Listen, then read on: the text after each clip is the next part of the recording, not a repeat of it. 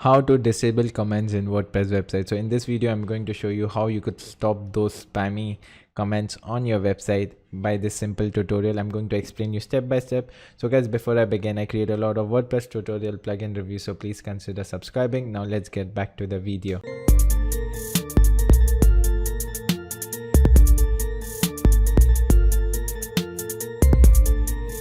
So as you could see right now, I'm on my WordPress dashboard. There are only two things which you need to do to stop all the spam.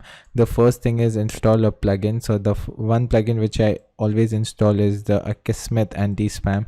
Just come over here and activate it. So plugins, install plugin, and then install this one. Then the second thing is go on settings and discussion. And as you could see here, select this thing, automatically close comments on post older than 14 days, so which will automatically close your comments. If you don't want to allow comments, you can just use this one or just say 1 day. That's it guys, nothing else you need to do. You would stop the spam, and that's it for today's video. And guys, if you would like to learn about how to drive traffic to your WordPress website, I've created a free course on how you could double your website traffic. The link is down below. Go and check it out. And that's it for today's video. Yavar Khan signing off.